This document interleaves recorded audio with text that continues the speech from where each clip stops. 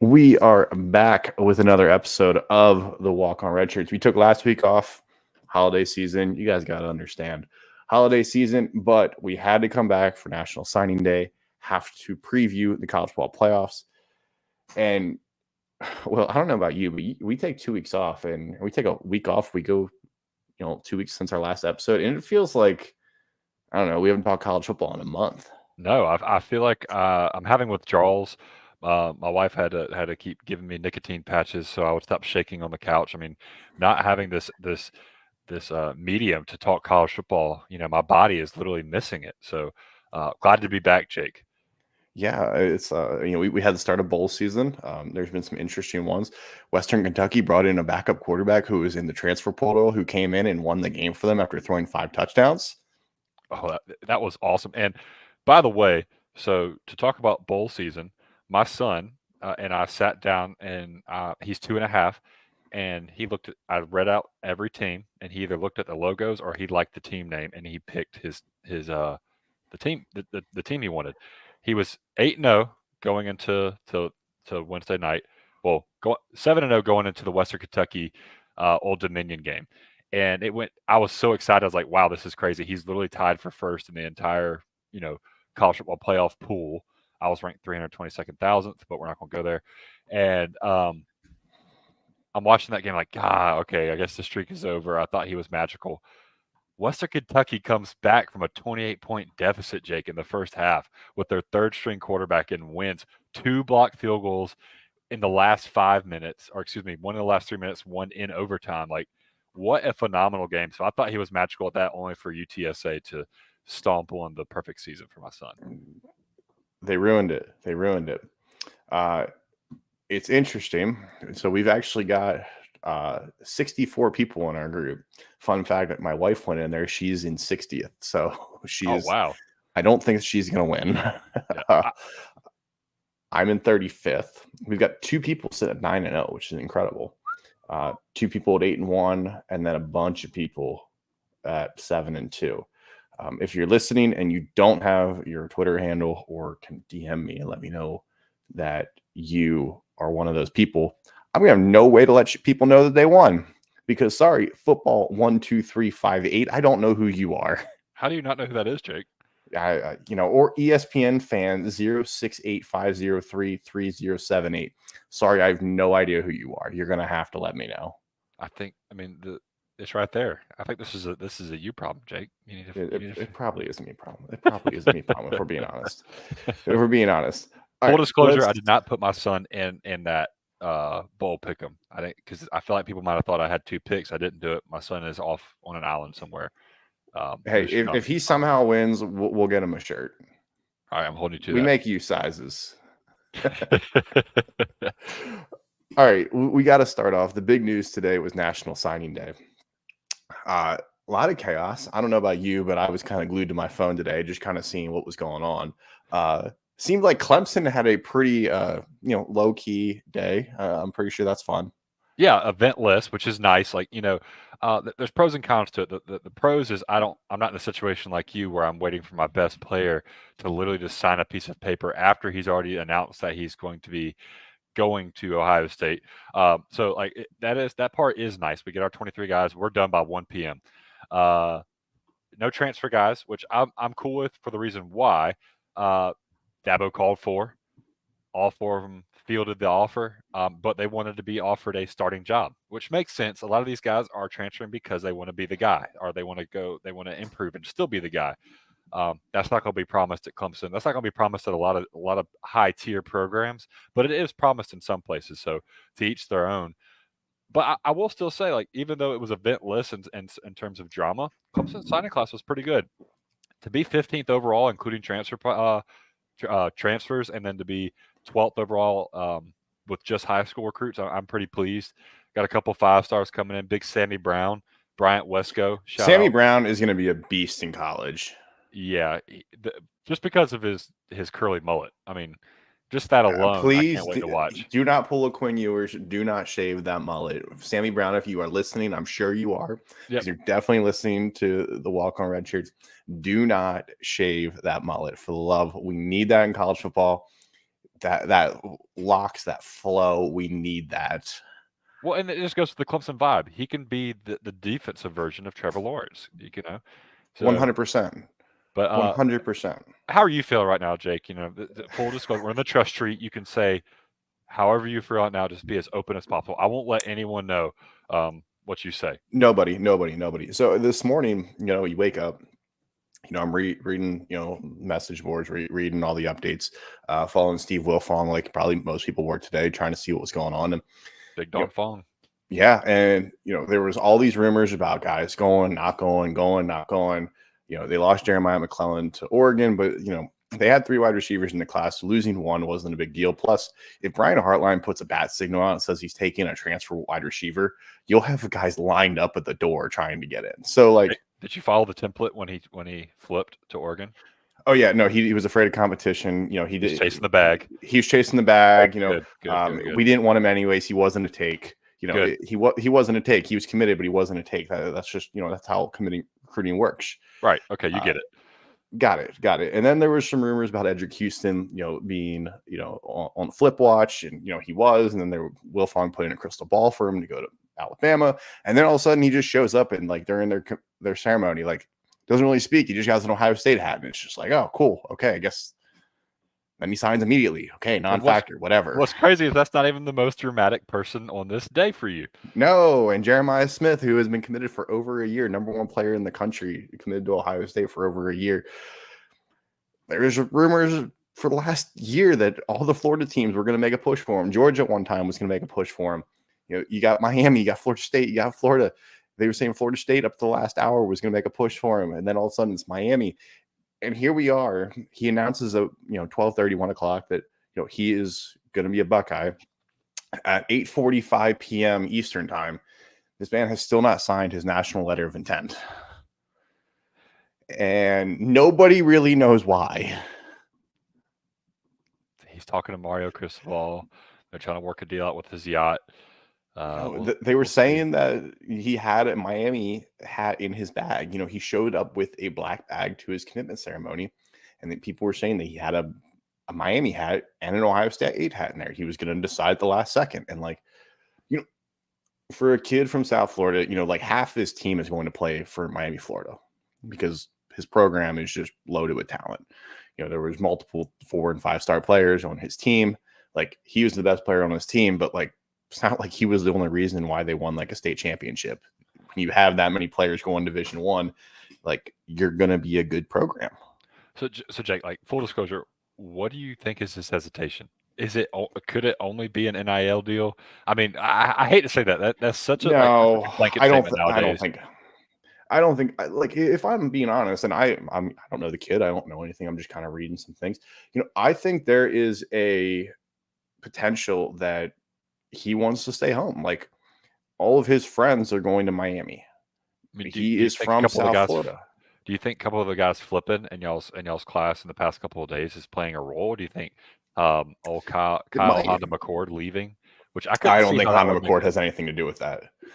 But we did just lose a running back to Miami. We lost the defensive tackle to Miami, in the last couple of weeks. So, like, Miami has been poaching a couple of Ohio State commits, so it's not a surprise. You didn't lose him, Jake. You didn't want him. Yeah, we didn't want him. We didn't throw him enough money, and they weren't takes. Right. There you go. You're getting it. They weren't takes. If they were takes, we would have made them sign on the dotted line. We would have got a blood pact from them. I hope Ohio State and Miami becomes a rivalry with what college football is doing right now, and the becomes one conferences. 2002, a bigger one. I forgot it's coming back. Oh, I forgot. That's great. It's coming back. Was it pass interference? Was it not? I don't know. It was clearly pass interference. There was so clear pass interference. He basically mugged him. He might as well have pulled out brass knuckles at him in the face. What if that's what Jeremiah Smith's trying to figure out? And like he's going to go to where he thinks. He's going to go back and watch that play and determine if it was pass interference, and he's going to determine where he's going to go based off of who should have won that game. If I'm all right, listen, I'm Brian Hartline right now. Or excuse me, I'm Jeremiah Smith's mentor. I'm sitting in his room right now while he's sweating, looking at his black bag, and he's holding the red pill, which is Ohio State, and the blue pill, which is Miami. This is what I'm going to say to him. I'm going to say, Jeremiah, let's look at the past decade. Who at wide receiver has come out of Miami in the past decade? I will wait. I would give him 30 seconds, maybe a minute, let them Google a couple things. You're not going to find much, bud. Then I'm going to say, not only, how about the past 5 seasons for Ohio State? How about the past 3 seasons for Ohio State? Ohio State's had more first-round talent come out the past 3 years than Miami's had in the past almost 2 decades at wide receiver.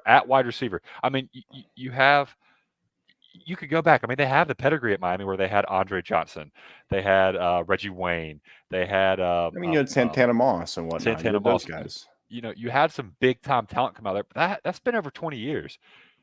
Ohio State's doing that now. Chris Olave, Garrett Wilson, just to name Jackson Smith and Jigba just caught a game-winning catch on Monday night. Right, which that should have been Tyler Lockett. So I'm actually potentially in the league. I might have lost in the playoffs because of that. Either way, but then you have Marvin Harrison Jr. that's coming out. Amike, how do you say his last name? Abuka. Does he come back? Does he leave? Brian Hartline is a freaking savant at the wide receiver position. I don't know why I'm doing the Italian hands. Why would you want to go anywhere else? Why would you want to go anywhere else? Because it's not like you can go and pave your way at Miami. You're just going to be another guy in that history, which is no different than Ohio State. Same thing, just another guy in the history. So I don't understand why you'd pick Miami over Ohio State right now. I really don't. As a wide receiver. I mean, we're not in these kids' minds. We're not in their heads, so we have no idea. So it definitely makes it tough. But there was a lot of other action on National Signing Day. One of the main things is Miami actually flipped a bunch of guys. They sold some guys from Florida State, sold a couple from Florida. Alabama flipped a bunch of guys as well. Both of them right now are ranked in the top 3. Georgia holds on to the top class right now. Can't imagine that there's going to be too much movement into the real signing day in February. Early signing day is pretty much when everybody signs at this point. If you're not signed after this, you're really not committed. No, and you're going to lose your spot. I mean, with how most schools go about it, you're going to lose your spot to a transfer guy. I mean, you need to sign now.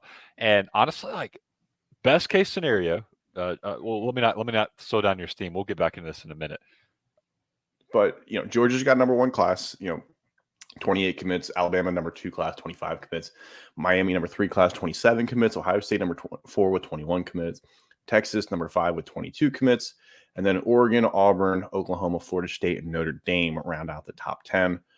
You've still got some notable programs. Clemson, LSU at 11, Clemson at 12, Penn State at 14, Michigan at 15, A&M the whole way down at 17, USC at 18, and Nebraska sitting there at 19. Now, maybe that's because of one player. One player might have helped jump up that ranking a little bit. Roses are red, violets are blue.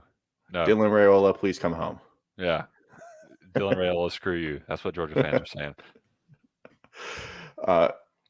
Let's talk about that one for a second, because that necessarily came out of the blue, but that's not something that nobody really saw 2 weeks ago when we recorded this last podcast, that all of a sudden Dylan Raiola, was visiting Nebraska. And, if you're visiting the weekend before National Signing Day, you have to think that you're probably thinking of going there.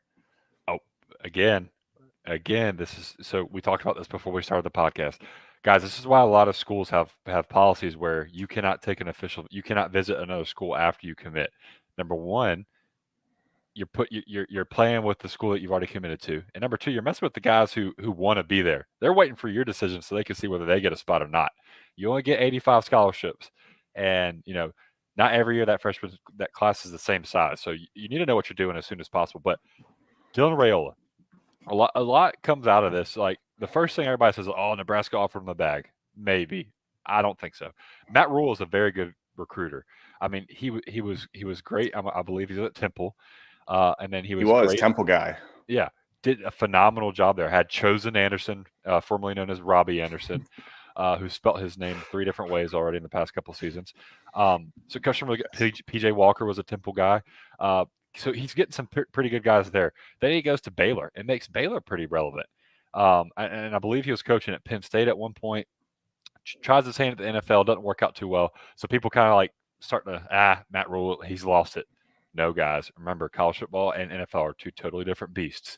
He gets to Nebraska. He's a great recruiter. Let's also not forget, Dylan Raiola's dad is in the Ring of Honor at Nebraska. That plays a big role. Dylan Raiola's uncle is the offensive line coach. Exactly. So it's in the family. I'm surprised that wasn't playing a role already. I think it started to get into his head a little bit. I just think it's crazy that he moved. He moved high schools to be closer to Georgia, and then doesn't even go there. I mean, it's like, hey, let me sit close. Maybe it's because Sammy Brown went to Clemson. So I'm going to claim that Clemson defeated Georgia 2023. So Clemson gave Georgia their second loss of 2023. So when Dylan Raiola went on a whole span of things during his tenure at his high school tenure, I think if Nebraska had been in a better shape towards the end of Scott Frost's tenure, there would have been a legitimate shot that he would have committed there way earlier, way earlier. Instead, he commits to Ohio State at one point. He's committed there for 6 months, and I don't blame him. You're going to play for Ohio State where you've got a bunch of quarterbacks. Don't know what happens there, but ends up decommitting. Moves from Arizona to Georgia, commits to Georgia. But I feel like in his mind, he saw enough from Matt Rule this year and saw enough from Nebraska to say, yeah, I can go lead that program. I saw enough. I can lead that program, and I can take them to the next level. Jake, he didn't want to be a cog in the machine.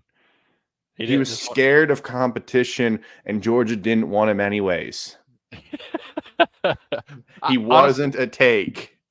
I think this is awesome for Nebraska, though, and this is great for college football. Nebraska being relevant is awesome for college football, and I cannot wait to see what Nebraska looks like if they're relevant again nationally. Because if you're active on Twitter, or on X, excuse me, formerly known as Twitter, you would see that Nebraska fans are pretty rowdy, and they're borderline 6-6 every year. I can only imagine, Jake, if they're winning 8, 9, 10 games, and if Dylan Raiola, if a guy, the number one quarterback, signs at your school, there's other guys that are going to start peeking over there. Like, maybe I go play with that guy. It's going to be really nice to be catching passes from the number one overall quarterback. So it'd be cool to see Nebraska be relevant again. Everyone's saying that Georgia's falling apart. You're crazy. They still have the number one overall recruiting class. They have a top 5 program this year, even though they're ranked 6. I don't think they miss a beat. They're going to be fine. Carson Beck's coming back. They're going to get a guy in the next year. They're going to be just fine. And then, so Florida, for a second there, it looked like Florida might go into free fall mode. There was talk of their 5-star quarterback, talk of their 5-star defensive lineman, both flipping away from them, which would have been a disaster because they already had a bunch of guys decommit today. They were sitting close to the top 5. Right now they're sitting at 15. Billy Napier was holding on for dear life today. Billy Napier almost lost his job. If he loses DJ Lagway and LJ McCray, he might as well just walk out of Gainesville tonight because he would have been booted out already. Oh, for sure. Well, DJ Lagway has been pretty solid all the way through. Once he's committed to Florida, there's been no dabbling here and there. You've heard rumors coming out. Texas A&M wasn't letting off. USC wasn't letting off. Clemson was still in the mix, allegedly. But sometimes I think these reporters drum up interest because you need it. Going to national signing days, everybody wants the interest. They want the intrigue, and without some of these guys, there is going to be some. You got your Jeremiah Smith who hasn't signed yet, but nobody cares about the low 4 stars, the guy ranked 260th in the country that is still trying to figure out where he wants to go. They want to hear the number 2 quarterback in the country is going wishy-washy between Texas A&M and USC and Florida. Right, and the thing is, it's probably not even true. What's probably happening is that the reporter is telling a half true rather than a whole lie. So Clemson's probably still reaching out. Texas A&M is probably still reaching out. USC is probably still reaching out. Does not mean he's wishy-washy. I'm picking up the phone when people call me. Doesn't mean I'm wishy-washy on who I want to talk to. If I'm on the phone with my brother and my mom calls, I'll answer the phone for my mom, but I'll go right back to my brother because I was talking to him first. So I think that's a really bad analogy. But the point is, just because he's I don't think it is a bad analogy though, because I would say you said your parents, more of your cousin. Okay, so your mom calls and it's hey, my cousin's calling me. You're probably still more loyal to your mom and your dad, but you're going to answer your call for your cousin because you forget that these guys have been in a recruiting process for something from 3-4 years. Yeah, some of them started building relationships with these coaches when they were freshmen in high school. That you're unless you're just kind of done with it, you still are going to pick up the phone call. You're still going to give them respectfully. I read at one point DJ Lagway, his dad just kept saying like, "We're in with Florida. We're in with Florida. We're in with Florida." And then there was one where it's like, I don't know where you people were hearing this. He's leaving. He's going to go get a haircut, and then he's going to go sign his letter of intent. Like, that was literally the comment from his dad. And that's all stirred up from like one recruiting and 24/7 sports. It's like, come on, guys. Like, don't you're putting pressure on the kid that didn't even need to be there, because now he's hearing stuff from people that doesn't need to happen. The phone calls were probably taken, and the phone call probably went like this: "Hey, DJ, how you doing? Hey, coach, you sure you don't want to come to Clemson? I'm sure, coach. I'm fully committed to Florida. I do appreciate all your time. Yada yada yada. All right, man. Well, I'll call you again tomorrow. I'm not letting up, because if anything happens, I'm right here. I'm like that ex-girlfriend that didn't want to leave you, and so don't put more pressure on these guys that are already there. It's not necessary. It's kind of silly. And some of this is, some of it's on the teams and the coaches, because they're linked in with these reporters as well. So they're going to try to leak this information as well, because if they can get it going, sometimes that they think that they can make it come into fruition. I'll never forget, Ohio State had this guy. His name was Jaden Woodby. He was committed for, I don't know, like almost a year or something like that. Committed for a while. Literally, he tweets something out of like, man, like, I always wanted to go to Florida State. I wish I could have got, or somebody tweets at him like, why didn't you ever consider Florida State? He goes, well, I never got an offer. And then the next day, it's like he gets an offer from Florida State, and he eventually goes to Florida State. But it's just like, kids are so impressionable where if they start seeing it, they might start believing it as well. Oh, for sure. So, one other interesting aspect of this whole recruiting thing is 15 different programs signed a 5-star. A&M and Colorado both have at least one committed. Neither of them have signed one yet. It sounds like Colorado's guy, Jordan Seaton, might be flipping. A&M's guys might be flipping. So that could go to at least 16 or 17 programs potentially as well. So you're really seeing it spread across a lot of different programs. Nobody signed more than 5-stars, I believe. Who had 5? Who had 5? Okay, so they've only signed 4 of them so far. Let's be fair. Ohio State has signed only 4 of them so far. We'll hope that they sign the 5th one. Ohio State signed 5. He's committed. He's not signed yet. Yeah. I just looked. I haven't seen anything yet on Jeremiah Smith. I keep looking. I'm just refreshing my Twitter feed every so often. Are we in the trust tree? Yeah, we are. I'm not gonna lie to you. There's been a couple of times I've tried to like kind of formulate a joke in which I just read that Jeremiah Smith went to Miami, and I chose not to, because I wouldn't want that done to me. Jeremiah went to Oregon, but that was Jeremiah McClellan. That's right. That's right. See, this is all getting drummed up. Jeremiah Smith, he signed it. He just sent it to the wrong place. He fell asleep like Ryan Wingo did earlier and caused a big ruckus. Everything's fine. He's gonna be good. Yeah, that was funny. A tweet I saw today. It was Ryan. The people tweeting things about Ryan Wingo, and somebody was like, "He's actually asleep right now." Yeah. Oh, but speaking of this, Jake, I wanted to get into this. A lot of people don't understand what the stars mean. Like, what does it mean to have 5 stars? What does it mean to have 4 stars? So obviously, it's a rating system based off your athletic profile, your high school tape, what they see at camps, your size, all how you project as well. Right, how you project, and that's where it comes into the 5-star thing. So 5 stars, guys, there's only 32 5-stars in any recruiting ranking system. One recruiting is starting to have that 5-star plus. I don't know what that means. I'm not getting into that. Oh, it just means that every service has them as a 5-star. So 1-3 calls them a 5-star plus if ESPN, Rivals, 24/7, and 1-3 all individually rank them as a 5-star. Yeah, let's start a petition to get rid of ESPN. Does anybody even look at the recruiting rankings anymore? ESPN might have the worst recruiting, even service recruiting coverage out of anything. Like, they just gutted everything. Like, we just need to get rid of ESPN as like a recruiting service because they don't take it seriously. So why should we? Yeah, they use the funding to pay for Pat McAfee and Stephen A. Smith. But anyway, so if you're a 5-star, that means the evaluators are saying that you are projected to be a first-round draft pick. There's 32 teams in the NFL. Therefore, 5-star means you are projected to be a first-round draft pick. So there's only 32 5-stars in the entire country. Outside of that, it's who's the highest ranking. So you can have a 4-star can be a 33rd guy and play great. Now, and also remember, a star ranking is a prediction. It's a prediction or a projection. It does not mean that's what that player is going to be. Let's look at two different players. We have DJ Uiagalelei, which he still has a chance to become something. He was the number 1 rated quarterback coming out, 5-star guy. He will not be drafted in the first round.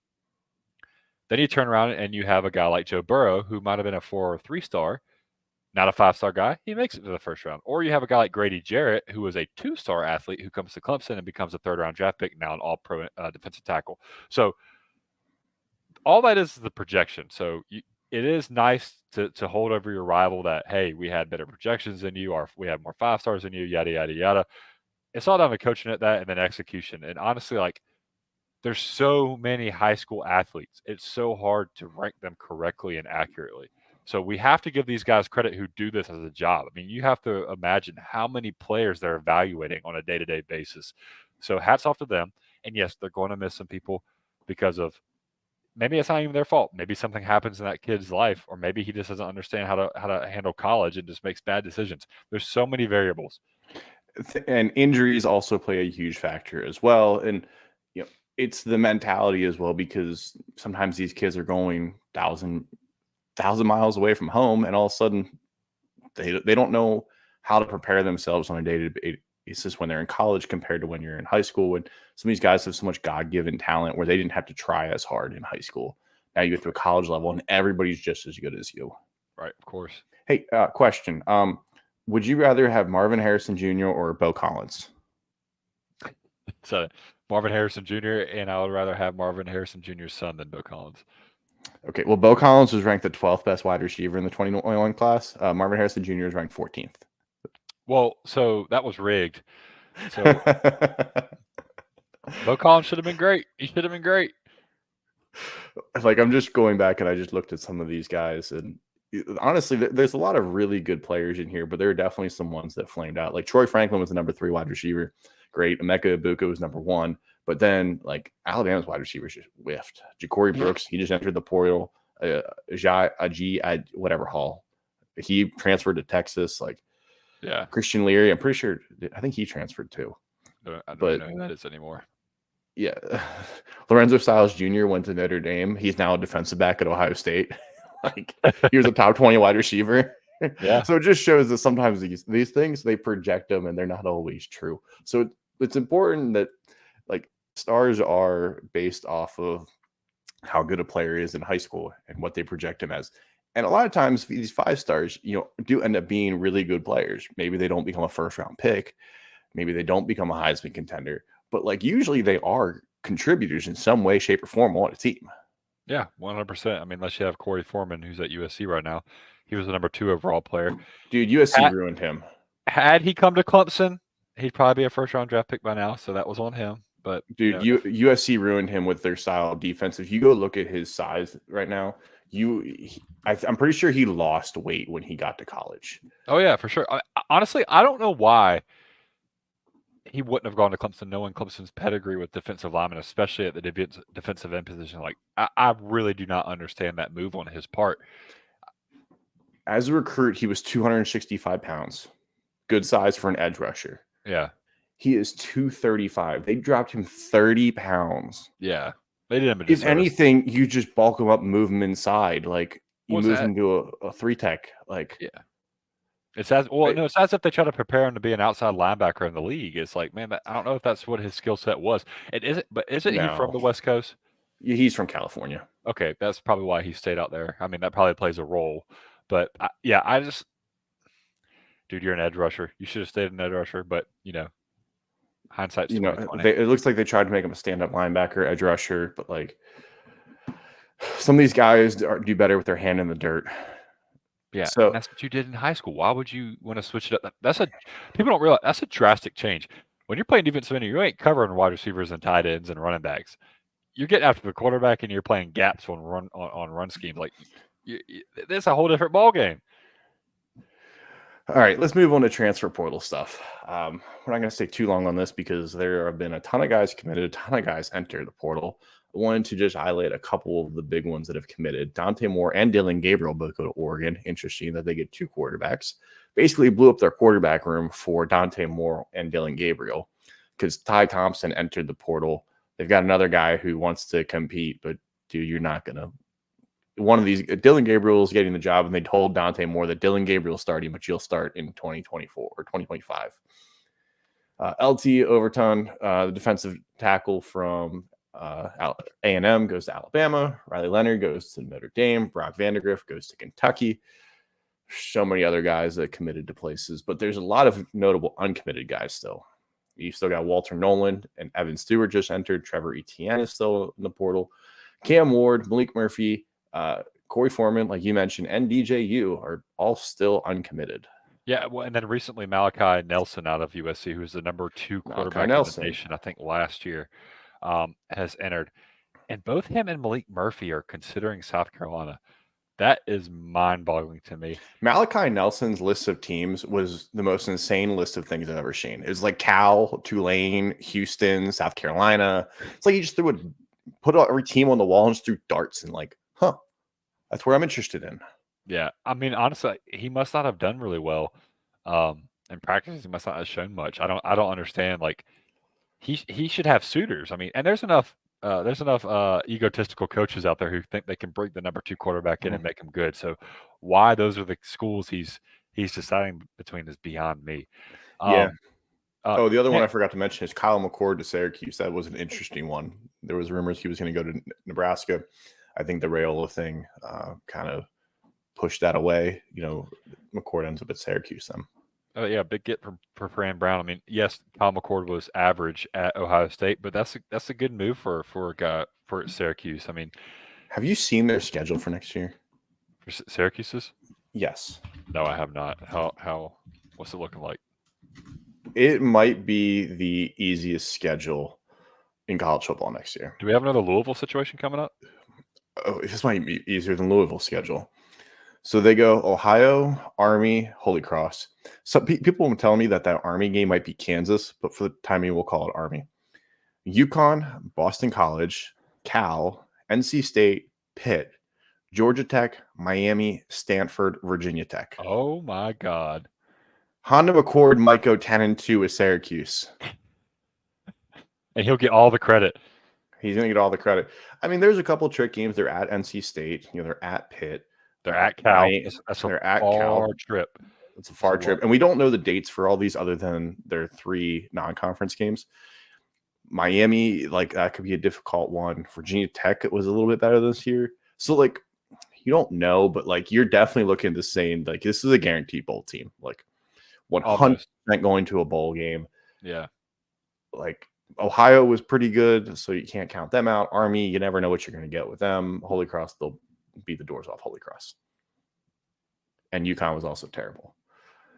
But yeah, I'll be interested to see about all these transfer quarterbacks because you have more guys in the portal that really have starting spots at this point.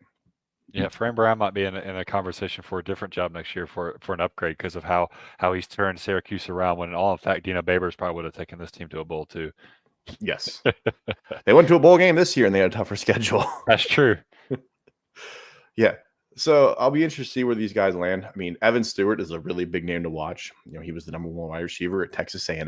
There's going to be a lot of suitors out there looking for a top-end wide receiver like Stewart. Yeah, I think I'm liking Trevor Etienne and Malik Murphy. It sounds like Trevor Etienne's going to go to Georgia.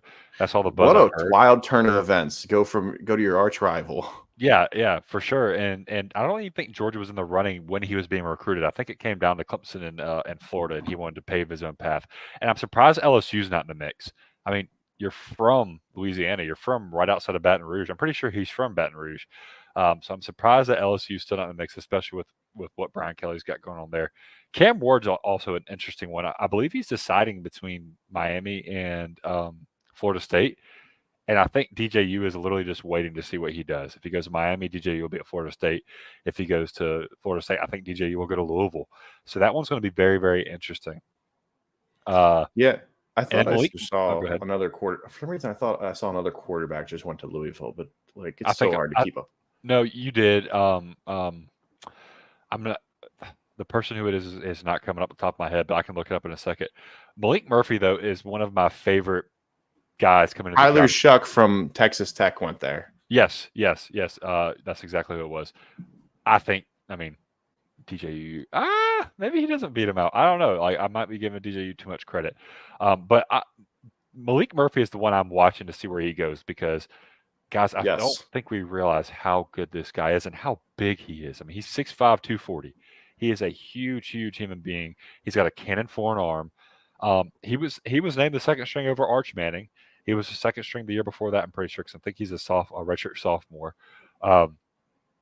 He's a phenomenal talent, and you get him in a place that grooms him and uses him correctly, it's going to be scary. I mean, one thing I would think of is like, could you imagine Malik Murphy with Lincoln Riley? That would be terrifying. I think I think he would. He could be in the contention for the Heisman next year, and people might laugh at me right now, but I honestly think Malik Murphy has that type of talent. Yeah, I really like what Murphy's got too. I'll be interested to see where he lands. He should get a lot of suitors there as well. And like all these transfer portal quarterbacks, there are schools that just are not interested in a quarterback. It does not mean that Murphy isn't better, but like if you look at a school like Ole Miss, like they brought in Spencer Sanders, which still is one of the most confusing things ever.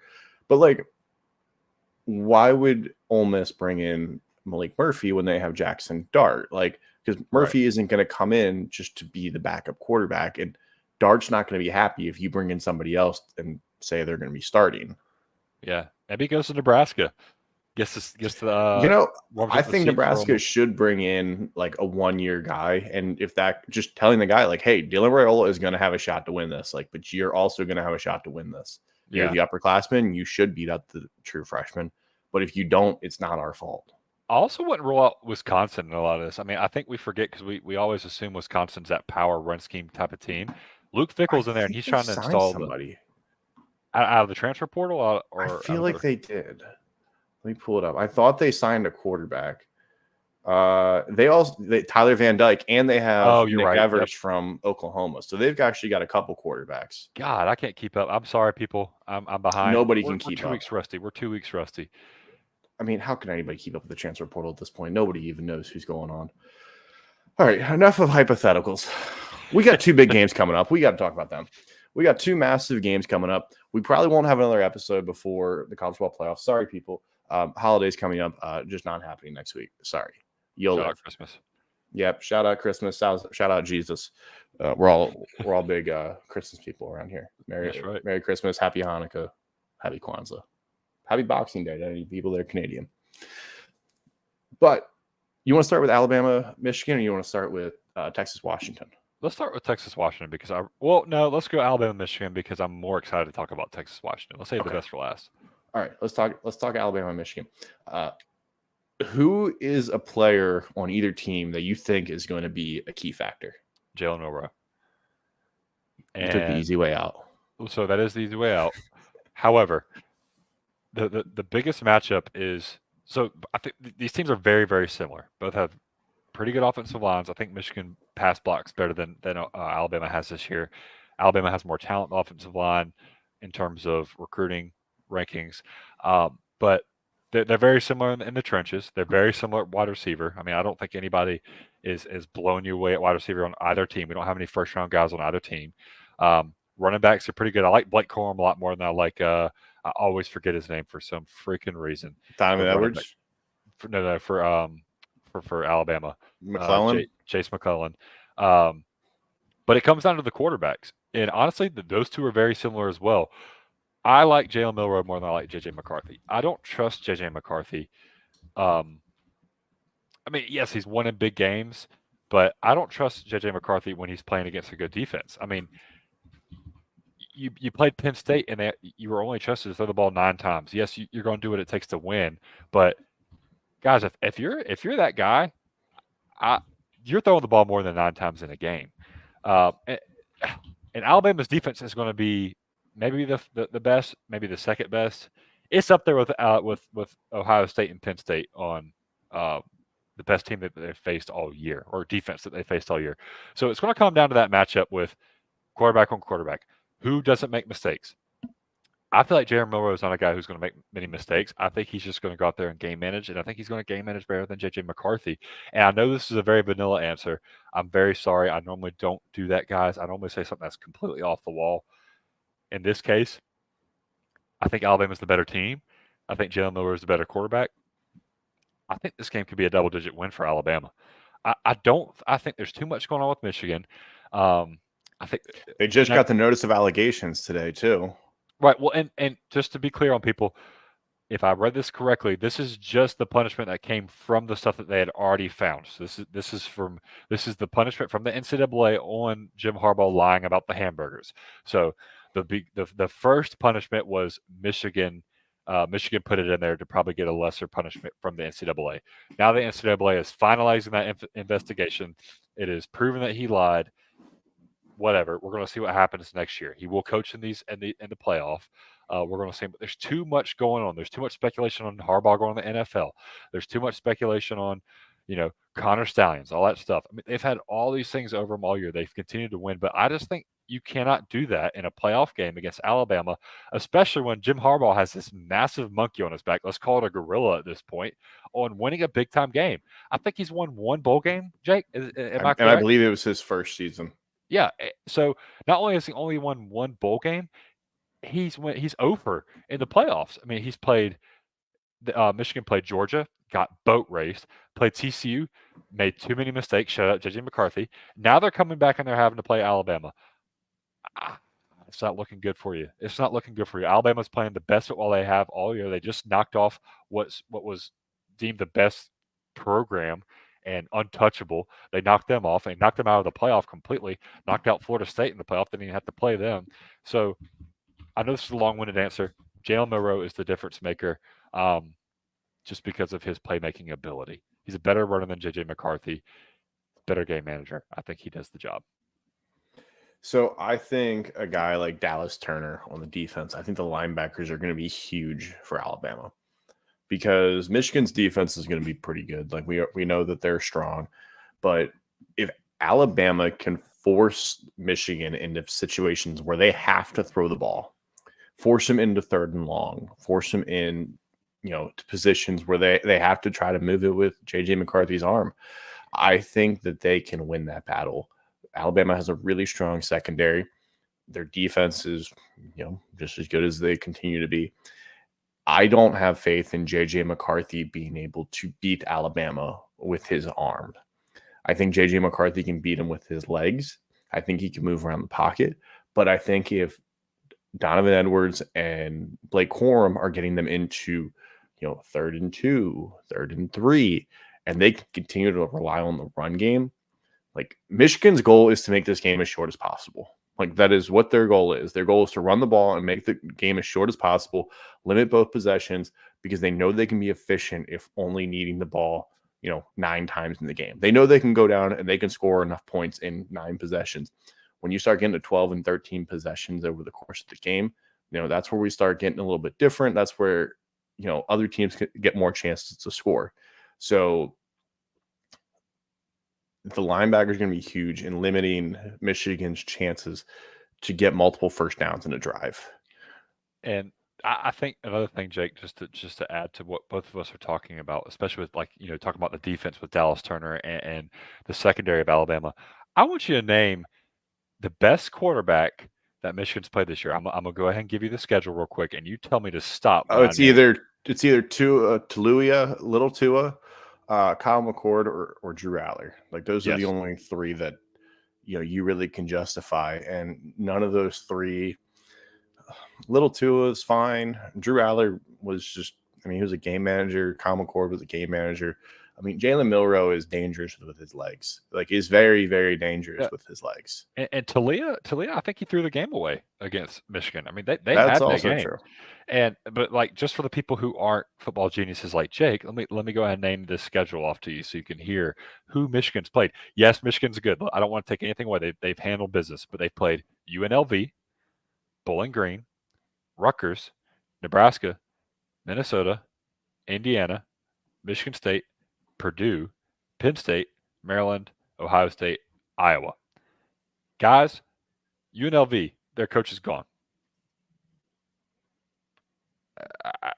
You say Indiana, UNLV? Coach is gone. Michigan State, coach is gone. Nope. UNLV did not lose their coach. I was like, Barry Odom was like one of the best coaches this year. But you haven't played anyone I mean, Ohio State and Penn State. Penn State's a great defense. That's it. Ohio State's the best well-rounded team you played, and honestly, you should have lost that game if it wasn't for 2 turnovers from Ohio State. I just don't see them being able to beat Alabama. I don't. I can't see it, Jake. It just there's not a scenario in my mind unless Alabama pisses down their leg that they can beat Alabama in a playoff game. I just don't think it happens. This if I'm a betting man, which I am, this would be a lock.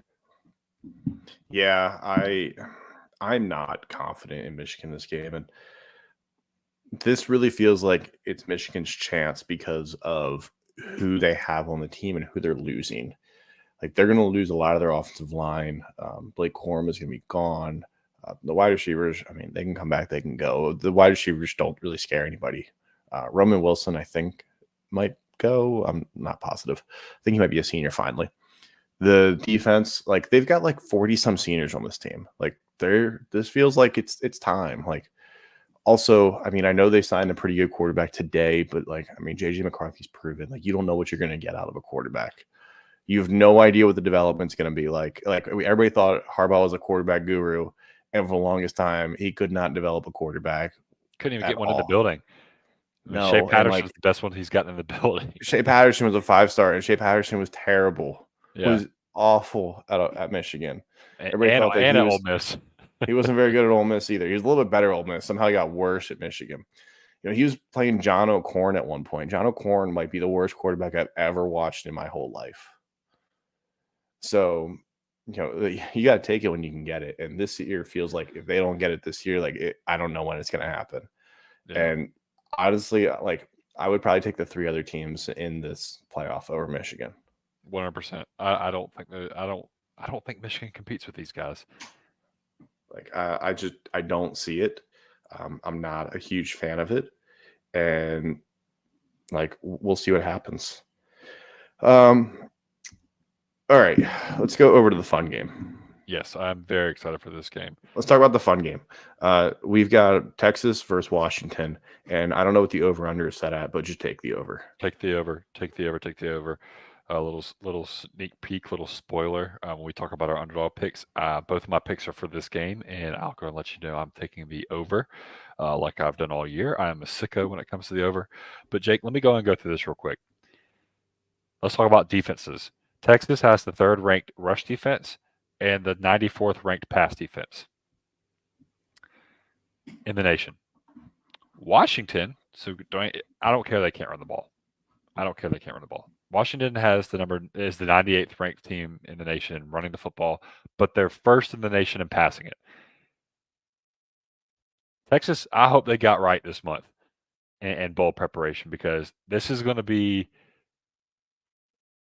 a field day for Michael Penix and his motley crew of 1st-round wide receivers. They're going to pass all over this Longhorn defense. But then you flip it on the other side. You got Quinn Ewers and his boys. They have the 18th ranked passing offense, and you stack that up against the 120th ranked Washington pass defense. There's going to be so many points scored. Now, Texas does have the 23rd ranked rushing offense. I think a lot of that had to do with Jordan Brooks. Jordan Brooks is out. They still are a good running team. They're not the same, but they haven't missed much of a beat, in my opinion. But I think a lot of that 23rd rank has to come with Jordan Brooks. So I take that with a grain of salt. But the 18th ranked passing offense, that's with Quinn Ewers missing some games. So I'm very, very excited to watch how many points are going to be scored in this game.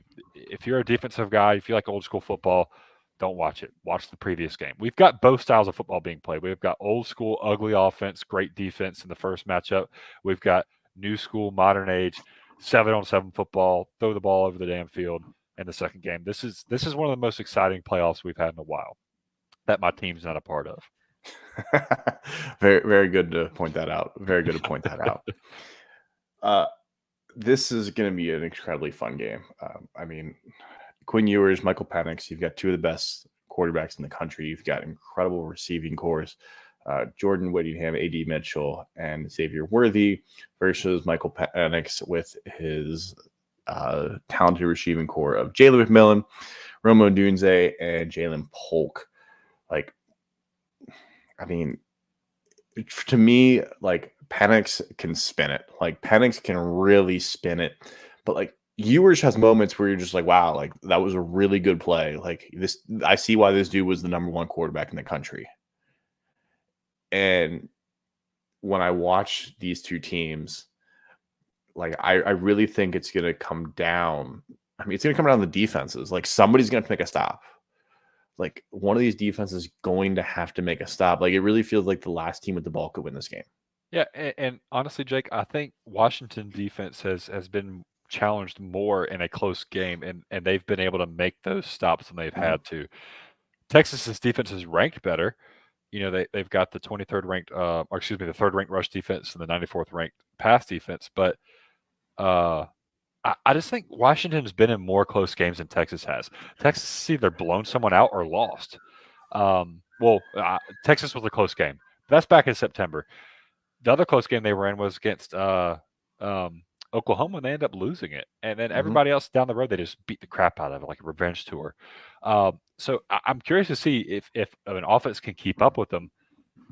What do they do? Do they panic? I mean, do they start going crazy? I mean, Sarkisian is not the best coach in terms of these pressure situations. So I'm really curious to see what happens in this game with Texas in particular. But I'm not worried about Washington. I think Washington's offense is going to do what Washington offense does, and I think Texas as well too. But I think we're going to see a lot more smooth action from Washington than we are from Texas.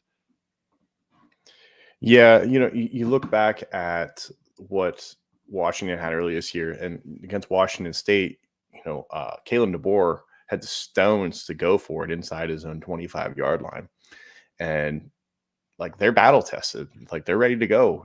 Against Oregon, they had some key stops. They had to play defense. Against Oregon State, they played a really tight game in the rain. Like they played through the elements. They played through all these different situations to get them ready for this moment. And I love what Washington has. Not that they're a team of destiny, but I really feel like this team is prepared. They're battle tested. Like there's nothing that Texas can throw at them where they're going to be like, wow, like we haven't seen that this year. Right. They've won shootouts. They've won overtime games. They've won defensive. No, they haven't won overtime game. I take that back. I'm sorry. But they've won close matchups where the defense had to step it up. They've won matchups where they just blew the team out of the water. They've won in the rain. They've won in the dome. I mean, they have played in almost every scenario possible. Texas has not done that. And in a game where it comes down to so little, like the minute details, I think that has to play a big role. I mean, Washington's been there, done that, got that T-shirt, and I just think that's going to help them out in this situation. So I originally had Texas winning this game. Man, like the more I look into it, and the more I really think about it, it's really really hard to pick against Washington. Yeah. So before we get into our picks.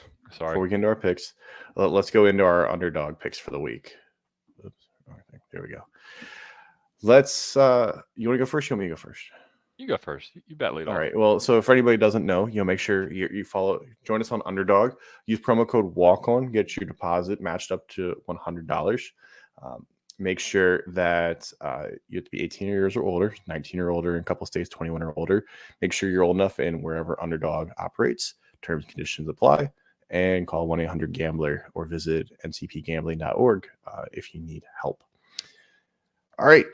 I am going to take Jalen Milroe higher than 33.5 rushing yards.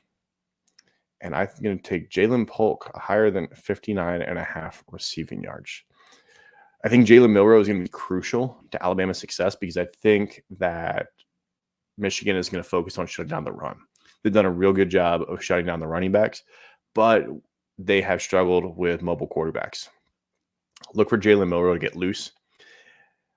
I think that I don't know if he's going to get 60 yards, 70 yards, but I think he's going to get loose and get a couple big runs out of it, a couple 10, 15-yard runs out of it, and he's just going to kind of inch his way up to 33.5. I love that pick. I love that pick. Jalen Polk, I'm taking higher than 59.5 because I think Rome Odunze is going to get keyed on. Jalen Milton's back, but Jalen Polk has played the whole year. Right. And I think that there's a comfort factor with Polk there. And I think that Polk is also going to have a big game. You know, I went and looked at all the receivers. It was like 59 yards, 79 yards, 99 yards. Like all the receivers are like high numbers. I was like, I don't really feel comfortable with the Dunzeys at 100 yards. Like, I think they might key on him a little bit. So we're going to go with Polk because he's played all year. I love it. I love it. I really like the Milroe pick. Honestly, like, you know, you load the box up, Milroe drops back.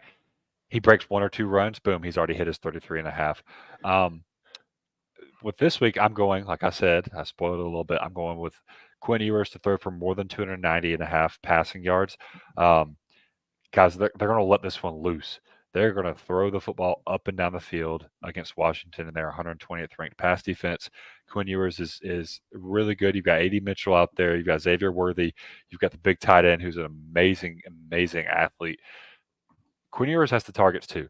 They might not be as big a names as Michael Penix's targets, but they can get it done. And then on the other side of the ball, the other play caller, I've got Michael Penix Jr. going for higher than 309.5 passing yards, which that is a lot of yards. That is a lot of yards. But I just think this is a game that it's going to come down to who scores last, who doesn't turn the ball over, and I think there's going to be a shit ton of yards in the passing game. So again, I have to go Michael Penix here.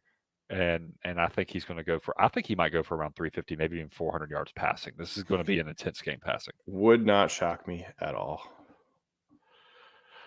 All right, so we are not picking all the bowl games. Unfortunately, we are not. There's way too many opt-outs, way too many changes. We're going to stick with the big ones. If you want to see our picks, should have joined our college football bowl mania on ESPN. We're all in that. Could have tried to beat us. Probably would beat us. We are only going to do 6 games today. We're going to do the New Year's 6 bowl games. Not going to worry about national championship because we'll have an episode before national championship. Let's start with the Cotton Bowl. We've got Missouri minus 1.5 against Ohio State. This spread actually opened like Ohio State favored by like 7, and then Kyle McCord transferred, and all the rumors of Honda or Maserati Marv probably not playing. I'd be shocked if Marvin Harrison Jr. plays in this game, honestly. What? Can't believe he's not going to play. You think that the first receiver off the board is not going to play in the bowl game against Missouri? I've got Missouri in this one. These guys are fighting for one of the best seasons in Missouri history. They're fighting for draft stock. You know, I just think there's more on the line for Missouri than there is for Ohio State. I think they're going to want it more. I think Missouri's going to get this one down in Dallas. Yeah, I'm leaning with Missouri as well. Devin Brown's going to make his first start in a bowl game. I mean, sometimes that can work out. Maybe you find out you got something that you didn't know you had. I'm skeptical on who all is going to play. There's a lot of rumors of a lot of the guys going to play, a lot of guys coming back. But I could also see them kind of slow playing this. They're saying that's important, but like we all know where they wanted to be. They want to be playing a couple of days later. They're playing on Friday night instead of playing on New Year's Day. Yeah, for sure. So I'm going to take Missouri here as well. I think Missouri wins. And like you said, they're playing for a lot more pride right now. Ohio State is playing just to get to next year. Right. Peach Bowl. Jeremiah Smith. Yeah, they're playing for Jeremiah Smith, who, as of 9:36, has still not signed. And at this point, I would assume he is not signing tonight. All right, we got Ole Miss versus Penn State in the Peach Bowl. Penn State is a 3.5-point favorite over the Peach Bowl. Fun fact: if Penn State wins this game, they will have won every New Year's Six bowl game at some point. Oh, I like that. Originally, I had Ole Miss. I think I'm gonna stick with Ole Miss. They're gonna have more guys playing. They've got a lot of momentum going into next year. But dang, that's a really cool stat and makes me want to pick Penn State really badly right now. But I might have to go Ole Miss right here. I think the best part of Penn State's team is the defense, and they're going to be missing a few guys for bowl opt-outs. I'm not really worried about Penn State's offense. Yeah, I saw Chad Robinson has opted out. That'll be a huge loss for them. Now, I think they have got some guys on that defensive line that they can still plug and play. I'm actually going to take Penn State in this game. I think bowl games mean a lot to Penn State, the culture that they have there. The bowl game is very important. They still take pride in that bowl game, that bowl appearance. They have not bought into this whole, if you don't make the college football playoff, it's a complete loss. Maybe the fan base has, but the team has not. The team still believes in accomplishing that whole season. James Franklin's done a really good job of establishing that culture. He understands that some players might opt out, but the way you view bowl games now is also a chance to look at next year. So I'm going to take Penn State minus 3.5. I think that they're going to win this game, and not by a lot. I think 7, maybe 10 points. I think it's going to be a really competitive game. Game that might not be, actually these next two might not be competitive for all we know. We got the Orange Bowl with Georgia and Florida State, and my goodness, I don't even know who else is going to play.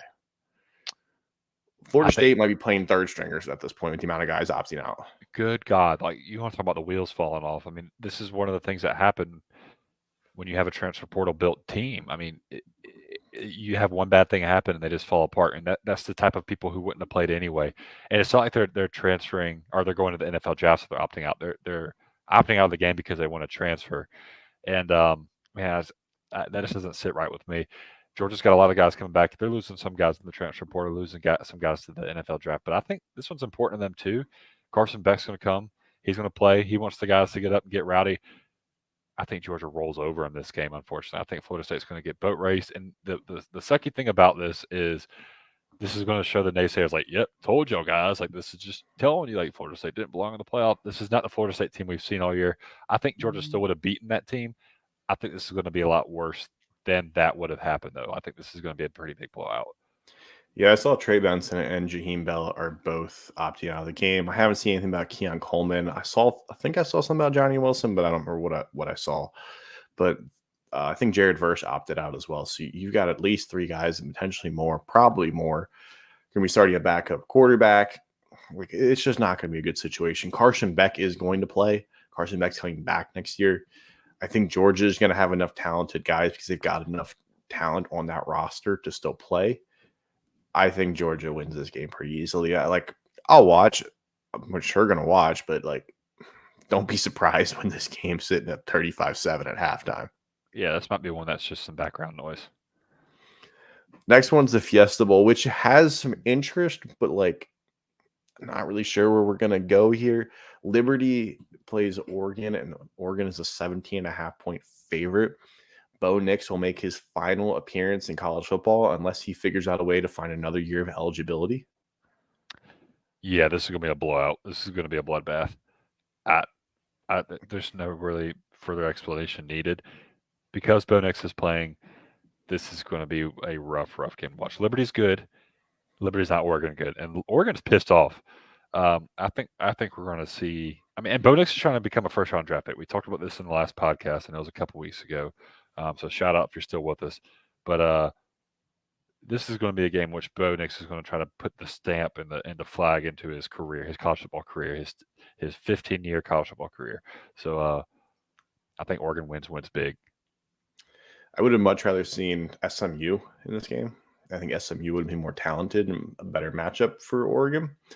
But alas, we have Liberty. And I think there's going to be a chip on their shoulder. There's definitely going to be the nobody believes in us and nobody thinks we have a chance aspect. Yeah. And for rightfully so, because I don't think they have a chance. I don't think they have any chance of beating Oregon. Liberty hasn't played anybody good. They had one of the worst strength of schedules the whole season. And I think that Oregon wins this game pretty comfortably. Maybe they barely cover. Maybe they win by 20. Maybe they win by 21. But I like Oregon to cover this spread pretty easily. All right, let's go into the college football playoffs. First one, we talked about this game already. We've got in the Rose Bowl, Alabama facing off against Michigan. Michigan is a 1.5 favorite. I already think I know which way you're going. Yeah, that's easy, Alabama. I think this is the tide's going to roll out in Pasadena. That's an easy spread. That's a pretty easy spread for me. Yeah, give me Alabama as well. I really think Alabama is the more talented team. It's hard to pick against Nick Saban. I'm not sure if Nick Saban. No, I was going to say if he's ever lost a first-round college football playoff game, but he lost the very first one to Cardale Jones. Y'all. Yeah, I'm about to say. To Cardale Jones and Ezekiel Elliott. But I'm not sure if he's lost one since that. No, I think that's the only one. I think he's made the college football championship in every single one since that. If he makes it, he usually makes the championship. He's lost in the championship a handful of times. He's lost twice in the championship. You know who? To who? To whom? Georgia. Who else? I think there's one other team. Was it your Clemson Tigers? I think they've done it twice. Correct me if I'm wrong, though. I think they've done it twice. Yes, the saga from Clemson and Alabama, that 3-year stint of a rivalry, where we all knew it was coming down the pipe, and then we just waited until the end of the year to play the game. And then, yeah, so I'm going to take Alabama as well. I think Jalen Milroe is going to be huge with his legs. I think he's going to be dynamic. I think he's going to be a game changer. And I really think that the Alabama linebackers are going to do enough to slow down the running backs and force Michigan into uncomfortable situations. Especially if they can play the field position game and force them to only allow to get no first downs or one first down. And they can, get the ball at the 30-yard line instead of inside their own 10. That's going to be a massive, massive swing. And then the Sugar Bowl on New Year's Day, last game of the day. Texas is a 4.5-point favorite over Washington. Yeah, so full transparency, I had Texas winning this game until we started breaking it down, and I can't. The more I talk about Washington, the more I think they're going to win this game. I think had this spread been smaller, maybe I go. I don't know. I think Washington wins this game, so I guess it doesn't matter what the spread is for Texas being a favorite.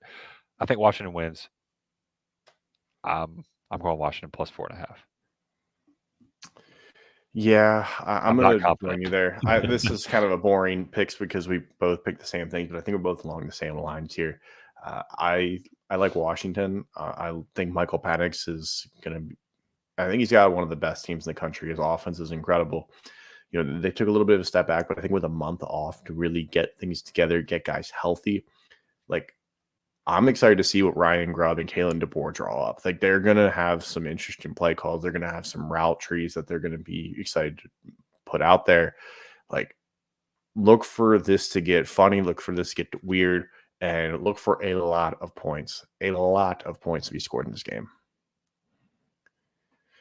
All right, that takes it up for our picks and predictions. We got one listener question this week from 3 Tech Pod. Will, on a scale of 1 to 5, how significant is high school recruiting now with portal activity hitting hyperdrive? I think it's 5. Honestly, I think it's more significant now than it ever has been, Jake. And let me tell you why. So you're not just trying to recruit the best talent now. You're trying to recruit the best people that you think will stay. You're recruiting people for the longevity rather than just for splash, for the splash picks. And it's really tough now. Like Dabo mentioned today, there's a guy we just got out of Maryland, a linebacker that signed at the 11th hour. We would have never gotten it had it not been for the transfer portal. So guys that are still going in, using high school recruiting, progressing these players, getting these guys who've been there and been in your program for multiple years is so important. Yes, it's good to have transfer portals, but that should be your surplus. That shouldn't be what you build your roster out of. Your roster should still be built out of high school recruits, and it's proven more and more reason why. I mean, look what Georgia's built. Most of their stuff is not transfers. I mean, I'm thinking about their biggest contributors, and I don't think I can name a transfer that's one of their biggest contributors. Alabama would be an anomaly in that. They usually get one pretty big guy that can do that. But I think it's really important what you build around. I mean, look at LSU when they got Joe Burrow. Joe Burrow was the only transfer on that starting team, I'm pretty sure. And it wasn't like Jamar Chase and all those guys, and Jordan Jefferson and Terrence Marshall, all those guys were homegrown. Clyde Edwards-Helaire, Thad Moss, all those guys were homegrown players. Yeah, and so you're wanting to have the nucleus in place with the guys you're getting from high school, and then maybe supplementing with a guy from the transfer portal, and it's showing how important that is. Again, let's go back to Florida State. Look what happens when you're relying heavily on transfer guys. As soon as it starts to get dark on that program, you're not making the playoff. They all jump ship immediately, which again, to each their own. But I think it's very, very significant on high school recruiting now. I think it's extremely important. It's always been important, but even with the transfer portal, it's a 5. Because now you're not only recruiting them as high school kids, you're recruiting them as a freshman, as a sophomore, because you're trying to keep them coming back. Yeah, I think there's 2 different parts of this as well. So I think the stage of your program is important. like a program like an Alabama, a program like a Georgia, a program like a Clemson, an Ohio State, like ones that have built strong cultures already, that there isn't the need to bring in a ton of transfers. You know, Clemson may explore the portal. It sounds like that Dabo might actually consider using it for some things. But like Georgia, Alabama, Ohio State, even like Texas, even Oregon, even Washington, a lot of these guys that are on their team are still homegrown guys. You find guys to plug and play in certain things, but you're not looking to build a whole roster. Right. You know, when you go and you look at Washington, yeah, Michael Penix is a transfer, but it's not like the whole offense is built up of transfers. It's not like Texas. Yeah, Quinn Ewers was a transfer. Probably shouldn't have ever been a transfer. Probably should have just went to Texas straight out of high school, for being honest. Probably should have just never even dabbled with that. Should have just went to Texas, been at Texas, yada, yada, yada. But like A.D. Mitchell was a transfer, but Xavier Worthy was homegrown. Cedric Baxter was homegrown. They've brought in guys that can contribute, but they build a culture that you want those guys to bring in talented players. Recruiting is still important. Like, you're seeing what's happening. Like, Colorado is a very interesting case because they signed like 5 guys today. Six. I think it's 6. Oh, no, Yeah, no. so Oh, yeah. 5 because one guy's he's probably not going there. And, the best one. I don't know if that is a sustainable way to build a program. You can say like, yeah, when you win, they'll come. But like, these high school kids aren't stupid, and they're going to have enough people in their ears. They're going to have enough people around them that say like, you're going to be replaced by somebody in the transfer portal the next year. Don't you see him bringing in 50 guys from the portal? Right. If you're not good enough, you're going to get processed and you're going to be out. Right. And just to go back to what we talked about earlier, recruiting is relationships. Like we said with DJ Lagway, like, it's all about the relationships you built. So this is why it's so important with the transfer portal, because guys, you have to have that relationship that you've already built, and you have to sustain it. And once you get that guy in the building, you have to make sure that you're continuing that relationship that you built during recruiting.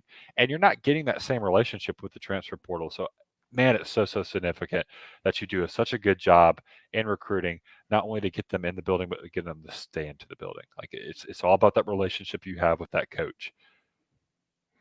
Yeah, and even if something happens, because let's say your head coach gets fired or it's not working out at your program, not burning those bridges, because then your doors can open there.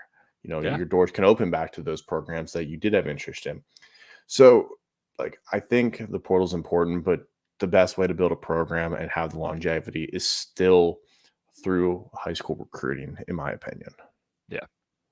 Like like we said, the interesting thing, actually, I put this out the other day, 5 of the last 7 Heisman winners have been transfers. Yeah. Let's see. Kyler Murray, Joe Burrow, Jaden Daniels. I feel like I'm missing an obvious one. You are. Last year's. Oh my God, who won the Heisman? Mr. Fingernails. Oh, Caleb Williams. And then Baker Mayfield, yeah. Wow. The only two that weren't were Alabama guys, Devonta Smith and Bryce Young. Bryce Young, yeah, that's right. Oh, I forgot Jalen Hurts didn't win it, because I was going to say Jalen Hurts too, but he lost. Who did he lose out to? Was it Devonta Smith? No, he lost to Burrow. He lost to Burrow. You're right. So, but when you look at that, like, everybody wants to get that, but there's 1 or 2 guys in the portal that might even be able to have that kind of talent. Really, you're looking for guys that can be a stopgap for a year or can be a role player. You're not looking for a superstar in the portal. You're looking for a rotational defensive tackle. You're looking for, your second cornerback. You're looking for a linebacker. Yep. You're looking for a specialist. You're not looking for the Butkus Award winner. Right. You do get a Jordan Addison that goes in the portal. You get those every so often. But the most of the guys that are in the portal are not for that. If you're a top tier program, you can't build a team like that.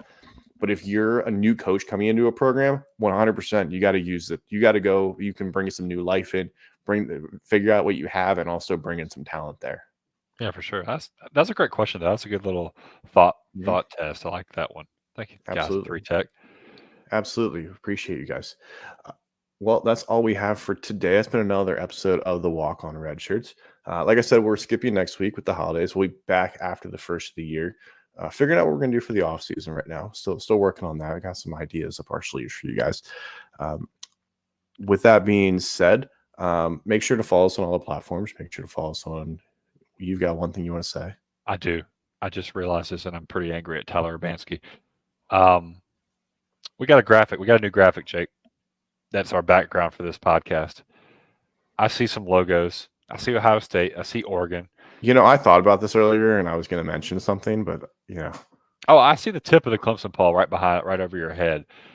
So Tyler, if you're listening to this, I need you to edit this. I mean, you've got Kentucky in there. I mean, Houston. That's our. You have Houston, but you have Kentucky. We're about to play them in the Gator Bowl. This needs to change, and this needs to change ASAP. This is the most angry I've ever been in my entire life, at least today, at least. We got a nice Arkansas hog right below your face. Yeah, I've got a nice lap hog right here, but can't even show my tiger paws. Come on, man! You got Auburn Tiger below me. You have the Clemson Tiger wannabe. Oh, this is just. At least South Carolina's not in the graphic. I'm cool with that. Well, guys, that's been another episode of the Walk-On Redshirts. Make sure to follow us on all our pages. Follow us on Instagram, Facebook, Twitter, YouTube. We're at the Walk-On Redshirts. We are closing in on 7,000 followers, and we should get there by the first of the year. And Moose is going to continue to eat a lot of pies if he gets to 300, and we are approaching that faster than I had planned. 226. We've gotten over 30 followers in the past 2 days, so that's been huge. We got another 11 days to make sure that you eat enough pies. Yeah, come on, send them my way. I'm ready to crush some pecan pies. I will do it for the people. We just need 74. Just need 74. There's probably 74 people listening right now. Go there, just throw a follow. Dude, you don't have to read anything I say. You're going to get addicted to what I say, humbly. But this is just throw it a follow. You want to be a sicko, watch me eat some pie. Exactly. Follow him at Walk On Moose on Twitter. Do it for your own reasons. Trust me, it'll be worth it. With that being said, make sure to give us a review on Spotify or Apple. We appreciate it. Leave us feedback. Let us know how we're doing. We always appreciate that stuff. With that being said, we'll see you guys again in 2 weeks.